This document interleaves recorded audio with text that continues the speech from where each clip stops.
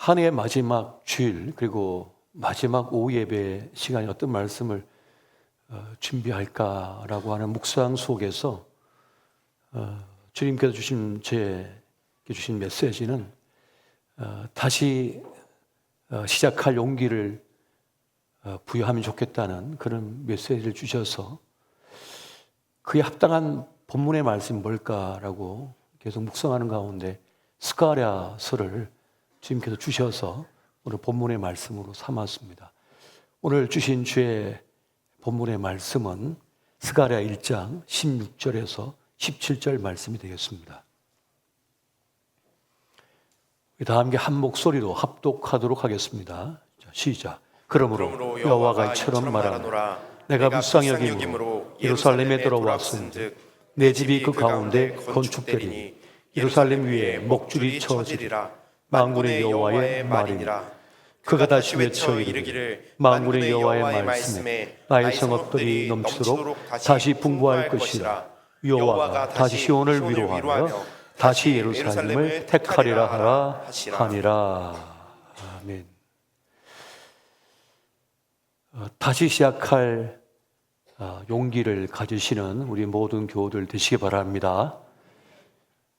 살면서 여러 가지 어려운 일들을 만나죠. 실패를 경험하기도 하고 거절을 당하기도 하고 또 내 실수로 내 문제로 어떠한 것을 망가뜨렸을 때 그때 우리의 마음은 낙심 속에 빠져들 수밖에 없습니다. 그때는 다시 일어설 힘을 갖기가 어려운 거죠. 근데 그럼에도 불구하고 다시 일어설 용기를 가지는 것, 다시 일어서서 달려가는 것이 사실은 매우 중요한 일입니다. 누구든지 넘어질 수가 있어요. 누구든지 실패할 수가 있고 누구든지 무너질 수가 있습니다. 중요한 건 다시 일어설 수 있느냐가 중요한 겁니다. 다시 달려갈 수 있는 용기가 있느냐, 이게 매우 중요한데요.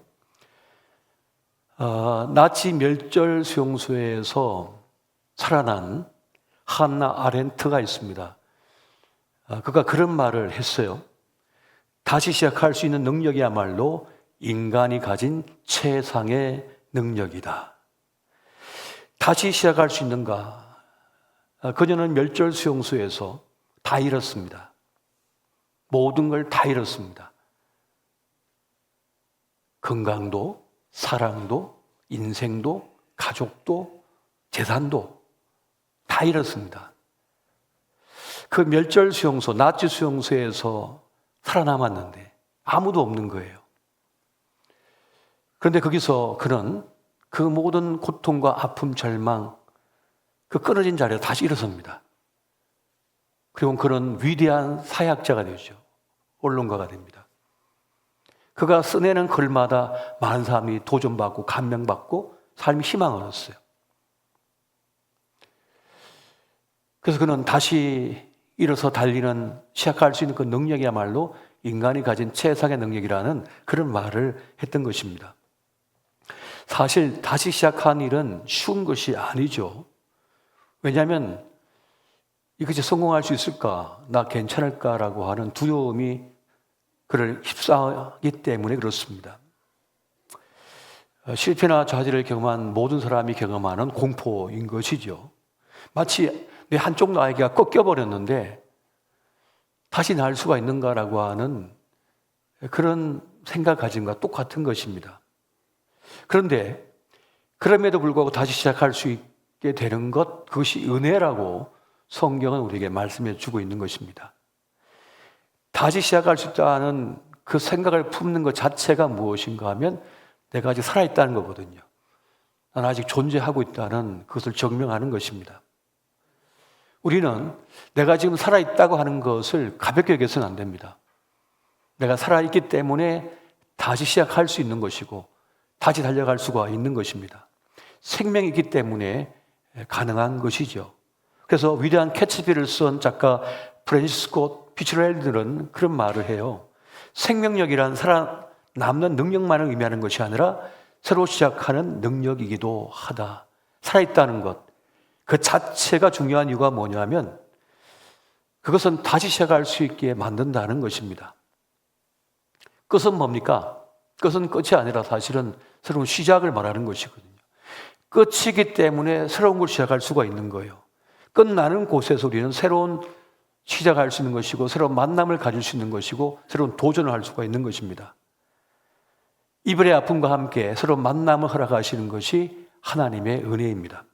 하나의 문이 닫히면 또 하나의 문을 열어주시는 것이 하나님의 은혜라고 하는 것입니다. 오늘 본문은 특별히 스가랴라고 하는 선지자를 중점으로 그 스토리가 전개되고 있습니다. 바벨론 포로 생활에 있던 그 이스라엘 백성들이 이제 돌아오죠. 이제 그 포로상에서 돌아오게 됩니다. 70년이 채워지고 나서. 그리고 고향 땅에 들어와서 무너진 성전을 재건하는 그 시기에 스가랴라는 부름을 받았습니다. 그리고 하나님께서는 스가랴에게 여러 가지 꿈, 비전을 보여주시게 됩니다. 그 비전은 하나같이 무엇을 말하고 있느냐 하면 힘겨운 시기를 보내고 있는 그 백성들을 위로하는 겁니다. 그리고 그 믿음을 격려하는 것입니다. 그리고 새로운 희망을 향해 달려가게 하는 것입니다. 그리고 때로는 주름하게 꾸짖는 것이었습니다. 포로 생활에서 돌아왔는데 남은 게 뭐가 있을까요? 잿더미밖에 없었습니다. 집에 들어왔는데 집이 다 무너진 거예요. 토지는 엉망이 돼버렸습니다. 잡초가 무성합니다. 경계가 다 사라졌어요. 70년 후에 들어왔으니까요. 뭐가 남아있겠습니까? 그 잿더미에서 다시 시작해야 되는 거예요. 바로 그 백성들을 위해서 하나님께서는 스가랴를 세우신 겁니다. 불러 세운 거예요. 스가랴는 그들에게 용기를 줘야 했습니다. 믿음을 격려해야 했어요. 희망을 갖게 해야 했어요. 다시 일어서 달려가도록 하는 그 부르심이 스가랴에게 있었던 것입니다. 그렇게 하나님께서는 중요한 시기마다 하나님의 사람들, 일꾼들을 세워서 그 일을 시작하십니다. 그래서 오늘 이 본문의 말씀은 한 해를 마감하고 또 새로운 한 해를 시작하는 자리에서 우리에게 매우 중요한 메시지가 되고 있습니다. 하나님께서 스가랴에게 보여준 첫 번째 비전은 무엇인가 하면 하나님께서 우리를 불쌍히 여기신다는 것이었습니다.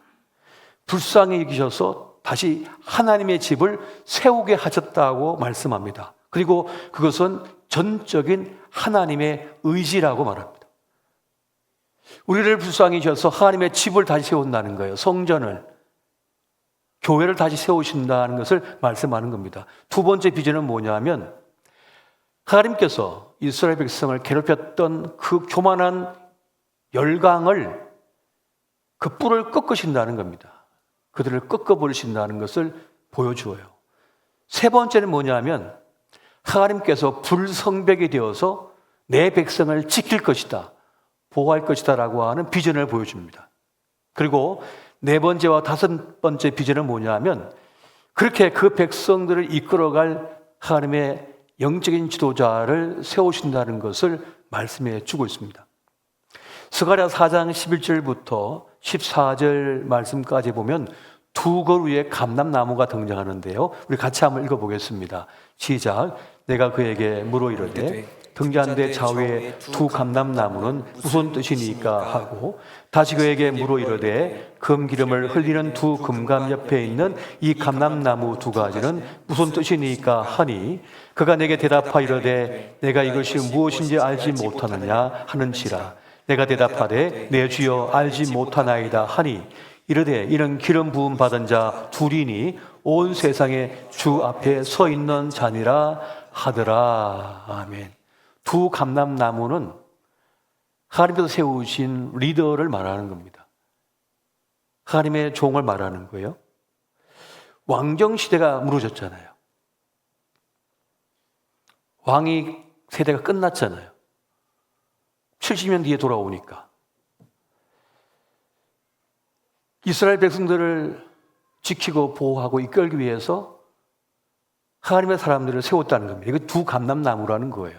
지도자를 세웠다는 것이죠. 그들은 백성들의 소망을 잃지 않도록 하는 그런 사명을 받았습니다. 그들의 믿음과 신앙생활을 격려하는 사명을 받은 거예요. 그 신앙생활의 동기를 잃지 않도록 붙들어주는 사명이 있다는 것입니다.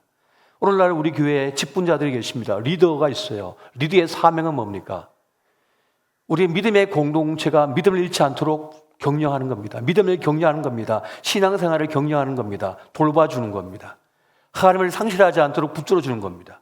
이것이 직분자들의 역할인 거예요. 그 일을 감당하도록 제가 부름받았고, 우리 장로님들이 부름받았고, 우리 권사님, 안집사님들이, 우리 교사님들이 다 그런 부름을 받은 거예요. 그 사명을 우리가 받은 것입니다. 그런데 스가랴서에 보면 재미있는 장면이 나옵니다. 하나님께서 좌정하여 계시고 천사들이 있습니다.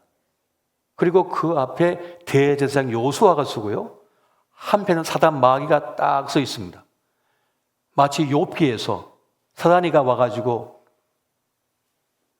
하나님을 만나는 장면하고 비슷한 장면이 펼쳐집니다. 그런데 거기서 사단이가 대제사장 요수아를 참소합니다.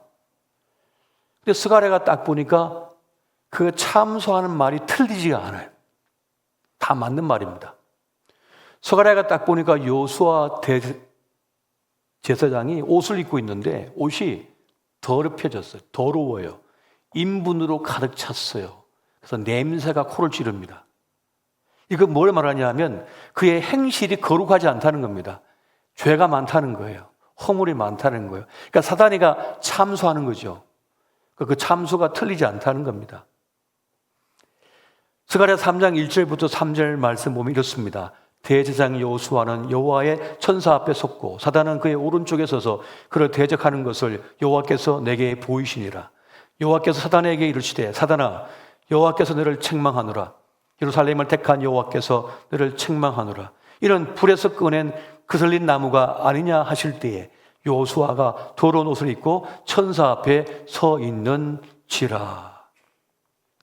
사단이가 참소한 말이 다 맞지만 주님께서는 도리어 사단을 책망합니다. 내가 너를 책망하노라. 내가 너를 책망하노라. 도리어 사단을 책망하셔요. 왜? 요수아 대제사장은 불에서 꺼낸 타다 남은 나무 토막이라는 거예요. 무슨 말입니까?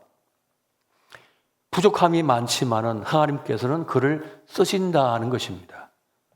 그를 통하여 일하실 것이라는 거예요. 우리 모두는 불에서 꺼냄 받은 타다 남은 나무 토막인 줄 명심하시기 바랍니다. 우리가 잘나 쓰임 받는 게 아닙니다. 우리가 대단해 쓰임 받는 것이 아닙니다. 우린 다 불에서 타다가 남은 나무 토막이에요. 또 주님께서 이 허물 많은 걸 쓰시겠다는 거예요. 그러니까 사단이가 참소하니까 도리어 하나님께서는 사단을 책망하시는 거예요. 내가 그를 쓰기로 작정했는데 네가 무슨 상관이냐는 거예요. 내가 그를 통하 일할 건데 네가 무슨 상관이냐는 그런 말씀하고 있는 것입니다. 하나님께 쓰임받는 하나님의 사람들은 모두가 완벽한 사람이 없습니다. 다 흠이 있는 사람들이었던 거예요. 성경에 등장하는 다윗도, 모세도, 베드로도, 바울도 다 허물이 있던 인생들 아닙니까? 어렵고 대단하기 때문에 쓰임받은 것이 아니라는 것입니다. 하나님 손에 붙들렸기 때문에 쓰임을 받는 거예요. 하나님께서 선택하셨기 때문에 쓰임을 받는 겁니다. 하나님께서 여러분들을 선택하시고 붙들었기 때문에 쓰임 받는 줄 믿으시기 바랍니다. 우리가 대단해서가 아닙니다. 하나님께서 청주 주님의 교회를 선택하시고 사랑하기 때문에 쓰시는 거예요. 허물 많고 죄 많지만 말이죠. 많은 분들이 교회 생활, 신앙생활에서 실패한 이유는 기대치가 너무 높기 때문에 그렇습니다. 너무 대단한 걸 요구하기 때문에 그렇습니다. 기대치가 높으면 실망이 클 수밖에 없는 거예요. 기대치를 낮춰야 되는 겁니다. 불에서 꺼낸 받은 타다 남은 나무 토막이라고 생각해야 돼요. 그래야 되는 겁니다. 그래야 함께 살 수가 있는 거예요. 연민의 마음이 없으면 함께 살아갈 수가 없습니다. 그것이 함께 더불어 살아야 되는 능력이 되고 있는 것이죠. 그렇게 인분이 가득 묻은 냄새가 가득 나는 그 옷을 입고는 하나님의 일을 수행할 수 없기 때문에 하나님께서는 그 옷을 벗겨버리십니다. 그리고 새로운 옷을 입히시죠. 스가랴 3장 4절 5절 말씀 같이 한번 보겠습니다. 시작. 여호와께서 자기 앞에 선자들에게 명령하사 그 더러운 옷을 벗기라 하시고 또 요수아에게 이르시되 내가 내 죄악을 제거하여 버렸으니 내게 아름다운 옷을 입히리라 하시기로 내가 말하되 정결한 관을 그의 머리에 씌우소서 하며 곧 정결한 관을 그 머리에 씌우며 옷을 입히고 여호와의 천사는 곁에 섰더라. 아멘. 새로운 옷을 입히고 거룩한 관을 씌워 주셨대요.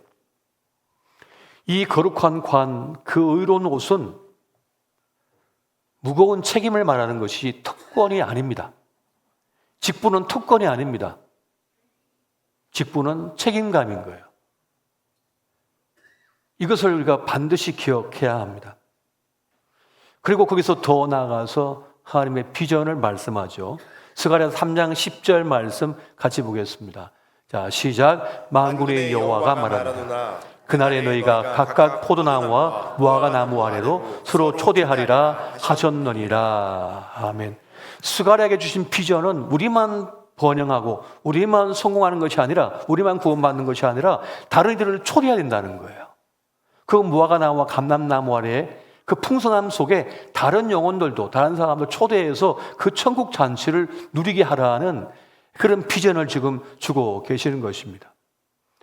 다음 주부터 주일 이 오후 예배를 젊은이 중심으로 예배를 드리고 뜨거운 경배와 찬양의 자리, 그리고 기도와 말씀의 자리로 채워가게 될 것입니다. 그리고 이 예배는 그냥 청년 대학생들만의 예배가 아니라 세대 통합 예배로서 어른들도 참여하고 우리 10대 청소년들도 함께하는 그러한 예배의 장으로 만들어 가고자 합니다. 그래서 누구든지 그 찬양의 열기 속에서 하나님을 만나고 뜨겁게 기도하는 가운데 성령의 불도 받고, 그리고 인생의 새로운 전환점을 이루는 그러한 예배의 현장으로 만들어 가고 싶어요. 그때 우리는 초대를 해야 되는 겁니다. 함께 가자, 함께 찬양하자, 함께 말씀 듣자 하면서 데리고 나와서 이 거룩한 열기 속에서 하나님을 깊이 만나는 그런 시간을 마련하고자 하는 것입니다. 오늘 스가랴가 하나님께 받은 비전이 이었던 것이죠. 이 비전이 바로 이건 것이에요. 하나님의 꿈이 바로 이것이었던 것입니다. 여러분, 세상에는 외로움에 사무친 일이 많습니다. 슬픔, 아픔으로 사무친 일이 많습니다. 외톨이들이 많습니다. 여러분, 예쁜 사람을 왜 좋아하는 줄 아세요? 예쁘니까. 근데 진짜 답은 예쁜 사람이 별로 없었어요. 다 평범한데 예쁜 사람 있잖아요. 그러면 거기에 시선이 가게 돼요. 예쁘니까. 그 뜻은 예쁘지 않은 사람이 많다는 거예요. 왜 사람들이 착한 사람 좋아하는 줄 아세요? 선한 사람 좋아하는 줄 아세요? 악한 사람이 누구 많아서요. 세상에 악한 사람이 누구 많아요. 못된 사람이 누구 많아요. 근데 그 중에 선한 사람, 착한 사람 만나면요, 위로를 얻어요. 안심을 해요. 왜 사람들이 교회를 찾는 줄 아세요? 적어도 교회는 악한 세상 속에서 착한 사람들이 있을 거라고 하는 기대감이 있기 때문입니다. 이게 바로 희소의 법칙인 거예요. 희소성의 법칙인 거예요. 모두가 다 악한데, 못됐는데 선하고 착하니까 함께하고 싶은 거예요. 그래서 아직도 교회는 가능성이 있는 겁니다. 적어도 못되고 악한 사람들은 거의 없거든요. 교회 와서 변화를 받았기 때문에. 일말의 기대감을 갖고 있는 거예요, 사람들이. 내가 저곳에 가면 위로받을 거야. 내가 저곳에 가면 희망을 얻게 될 거야. 내가 저곳에 가면 위로를 받게 될 거야. 격려를 받게 될 거야. 저 사람들은 좋은 사람들이니까, 착한 사람들이니까. 그런데 교회 왔는데 못된 사람은 또 만난 거야. 그래가지고 딴 교회로 도망가 버려. 근데 사실 기대치가 너무 높은 거예요, 사실은. 그래도 많이 변화된 거였거든요. 많이 착하게 된 거거든요. 100% 완벽한 걸 요구하면 안 돼요. 저에게 100% 완벽한 걸 요구하지 마시기 바랍니다. 저도 실수 많고요. 때로는 성깔도 있고요. 때로는 실수도 많습니다. 부족함이 많습니다. 타다남은 나무 토막이거든요. 근데 그래도 하나님 안에서 우리는 변화되고 세상보다 더 나은 삶을 추구하려고, 사랑하려고 애쓰잖아요. 용서하려고 애쓰잖아요. 기다려주고 애씁니다. 주님께서는 오늘 본문의 말씀 중에서 중요한 사실을 알려주고 있습니다. 그것은 새로운 기회는 하나님께서 주신다는 겁니다. 한번 따라해 보십시오. 새로운 기회는 하나님께서 주신다. 우리 다시 시작하게 하신 분도 하나님이시거든요. 스가랴 1장 17절 말씀 같이 한번 보겠습니다. 스가랴 1장 17절 말씀. 자, 같이 봅니다. 시작. 그가 다시 외쳐 이르기를 만군의 여호와의 말씀에 나의 성읍들이 넘치도록 다시 풍부할 것이라. 여호와가 다시 시온을 위로하며 다시 예루살렘을 택하리라 하니라. 아멘. 다시 택하였다. 다시 생명에 넘치게 하겠다는 말씀을 하고 있는 것입니다. 끝났는데 다시 시작하게 하는 능력이 주님께 있다는 거죠. 그 기회를 주신다라고 말씀하고 있습니다. 하나님께서는 끝내기도 하신 분이시고 다시 시작하기도 하신 분이십니다. 북이스라엘, 남유다를 끝내신 분도 하나님이시고 그 북이스라엘과 남유다의 그 백성들을 다시 시작하도록 하는 것도 하나님이시라는 것을 지금 말씀해 주고 있는 것입니다. 시작도 끝도 하나님께 있음을 믿으시기 바랍니다. 주님께서 끝내게 하셨으면 끝낸 겁니다. 매듭짓게 하자면 매듭진 겁니다. 근데 새롭게 시작하게 하는 분도 하나님이시라는 것이지요. 여기서 우리가 중요한 것이 있습니다. 그래서 우리가 반드시 기억해야 할 것이 있어요. 경계할 것은 뭐냐면 냉소주의와 열등의식입니다. 냉소주의가 뭡니까? 기대하지 않는 겁니다. 나사렛에서 무슨 선한 것이 나오겠어? 예수님께서 등장하셨을 때 사람들이 그랬습니다. 저 시골 촌뜨기 나사렛에서 무슨 선한 것이 나겠어? 냉소주의입니다. 무슨 선한 일이 있겠어? 다 해봤어, 우리는. 하나님께서 새롭게 뭔가를 시작하시려고 하는데 우리는 다 해봤어. 무슨 선한 것이 나올 수 있겠어? 한국교회 부흥은 끝났어. 젊은 세대의 부흥은 끝났어. 세상에 다 대한민국 끝났어. 일론 머스크가 대한민국 끝났어. 인구 소멸로 끝났어. 라고 지금 선언했잖아요. 일론 머스크가 하나님이십니까? 하나님께서 끝내지 않으면 대한민국 끝나지 않은 줄 믿으시기 바랍니다. 경험 좀 났다고 나라가 망합니까? 하나님께서 지키고 계시는데요. 권력 조금 가졌다고, 군대 좀 힘 좀 있다고 나라를 갖다가 함부로 할 수 있을 거라고 생각하면 오산입니다. 하나님께서 역사적 심판을 하시잖아요. 지금 우리가 경계할 것은 바로 이 냉소주의고요. 또 한 가지 열등의식입니다. 우리가 그래서 어떻게 할 수 있는가? 이 소수가 무엇을 할 수 있겠는가? 우리 연약한 힘으로 무엇을 할 수 있겠는가? 그러나 주님께서는 가장 연약하고 보잘것도 없는 이들을 통하여 하나님의 위대한 일을 이루셨음을 여러분 믿으시기 바랍니다. 이건 성경 역사에서 우리가 알려주고 있는 말씀이잖아요. 우리는 대안이 없습니다. 하나님 외에는. 그런데 다른 세상적인 대안이 없기 때문에 하나님의 위대한 도움을 받을 수 있는 것이고 하나님께 붙들림을 받을 수가 있는 거예요. 우리에게 대안이 많으면요 기도 안 합니다. 대안이 많으면요 예배 안 드립니다. 대안이 많으면요 하나님 찾지도 않습니다. 대안이 없기 때문에 하나님께 나오셨잖아요. 대안이 없기 때문에 하나님 앞에 나와 기도하잖아요. 지금 정치가 거의 지금 기둥 빠진 뭐처럼 그냥 흔들흔들하고 있습니다. 지금 국가 경제가 전 세계적으로 흔들흔들하고 있습니다. 대안이 없습니다. 대안이 지금. 어디 한 군데 의지할 곳도 없어요. 지금이야말로 진정한 대안 대신, 구원 대신 하나님을 만나야 될 줄 믿으시기 바랍니다. 지금 거리 밖에 나가보십시오. 다들 두려워합니다. 자영업자들 벼랑 끝에 서 있습니다. 우리 학생들, 젊은이들 직장 못 구해서 불안 속에 살고 있습니다. 공포 속에 살고 있습니다. 그의 허한 마음을 뭘로 채워줄 거예요? 술로, 마약으로, 향락으로 다 망하는 길이잖아요. 그들에게 지금이야말로 진짜 대안되시고 구원이신 주님을 전할 수 있는 기회가 됨을 믿으시기 바랍니다. 전도해 보시라니까요. 지금이야말로 젊은이, 우리 주님의 교회에 나 권사인데 우리 교회 한번 와봐. 정말 좋아. 힘을 얻을 거야. 인생의 새로운 길이 열릴 거야. 이렇게 한번 툭 던져보세요. 그냥 이 할망구가 정신이 없나 속으로 할지 말할지 모르겠지만은 용기 있게 교회를 소개하고 예수를 소개하고 초대해 보시라니까요.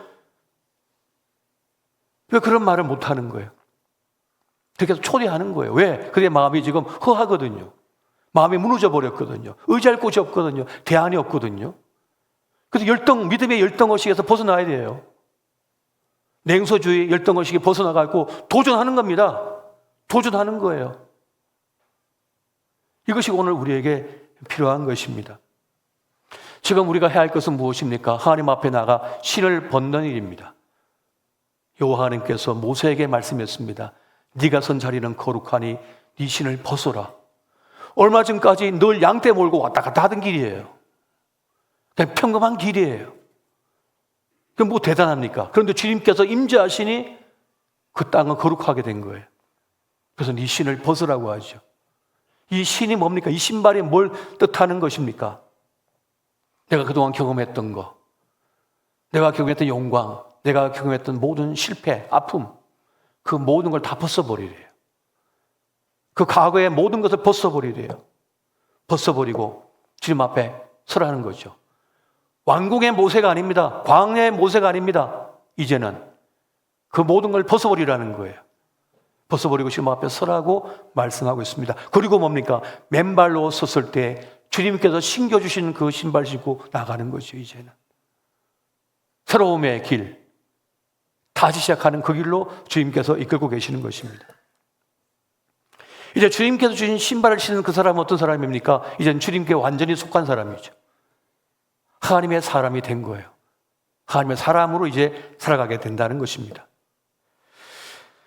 여러분, 우리는 세상에 어찌할 수 없는 하나님의 사람들인 것입니다. 주님의 주권 안에 우리가 있기 때문에 그러한 거예요. 미국 만화 심슨 이야기가 있습니다. 혹시 보셨어요? 그 만화 보면 이 심슨은 바보 멍텅구리예요. 늘 실수해요. 늘 실패해요. 늘 잊어먹어요. 되는 일이 하나도 없어요. 한번 보세요. 처음부터 끝까지 그 만화에서는 심슨의 실수 이야기입니다. 그런데 그 만화가 어마어마한 구독자를 갖고 있죠. 인기를 끌고 있죠. 심리학자를 연구해서 왜 사람들은 이 바보 멍텅구리 같은 심슨의 이야기를 보면서 즐거워하면서 그를 좋아할까?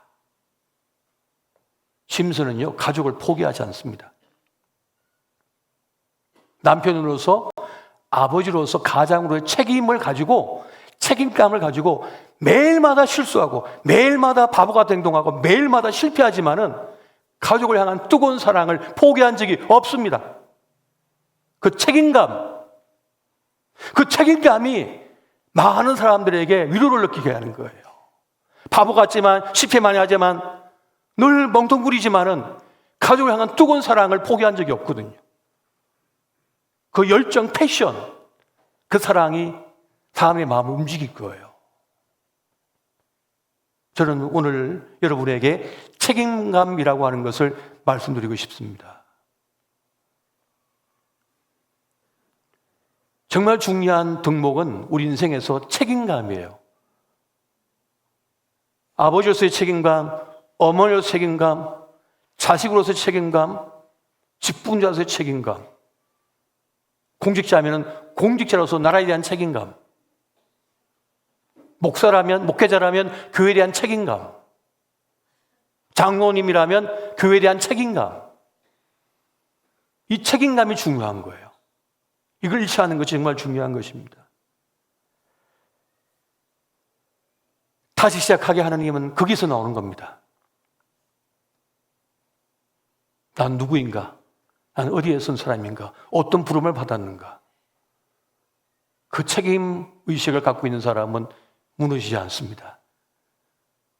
다시 일어설 수 있는 거예요.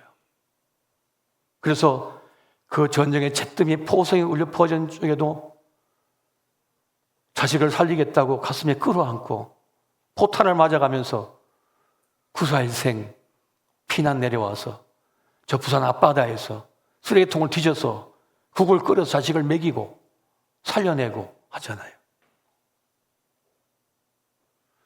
태산같이 짓누르는 그 인생의 무게를 버틸 수 있는 것, 그 책임감입니다. 스가랴는 그 책임감을 가지고 그 이스라엘 백성들을, 무너진 그들의 마음을 위로하고 격려하고 이렇게 세웠습니다.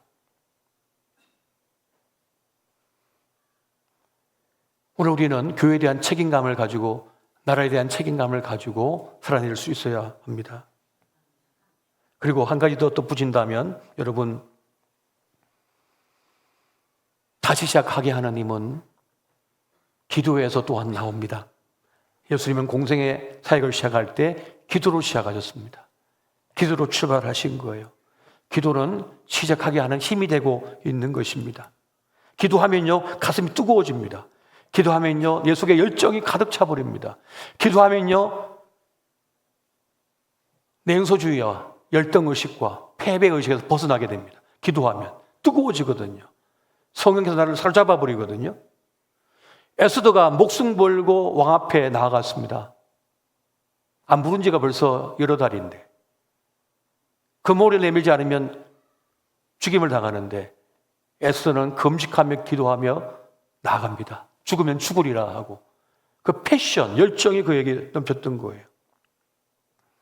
그렇게 기도는 시작하게 하는 힘입니다. 불구덩이 속에서 뚫고 나가게 하는 힘입니다. 기도해야만 되는 겁니다. 기도할 때라야 변화를 가져올 수가 있는 것입니다. 그래서 책임감 있는 사람은 기도의 시간을 허투루 보내지 않고 기도하는 그 일을 반드시 지켜내는 것이죠. 여러분, 하나님의 가능성을 무시하지 마시기 바랍니다. 우리 모두는 하나님의 가능성입니다. 우리를 통하여 그 일을 이루기를 원하시고 그것을 성취하기를 원하시는 거예요. 저는 지난 12월 달에 우리 청년 대학생들이 많이 위축되어 있어서 그런 말을 했습니다. 목사인 나도 목회기를 쓴 지 꽤 오랜 시간이 흘렀지만은 미지의 시간을 알지 못한, 특히 젊은 세대가 이루어가야 할 예배와 그 사역들은 솔직히 잘 모르겠다.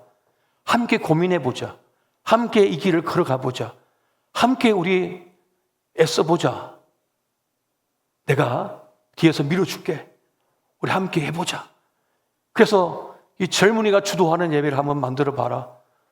요즘 예람 50인이 제이어스니 이런 팀들이 나와가지고 활기차게 찬양하고 하는 교회가 몇 개 있습니다만 대부분의 한국 교회는 다 죽어버렸거든요. 청년 대학생들이 소멸해버렸거든요.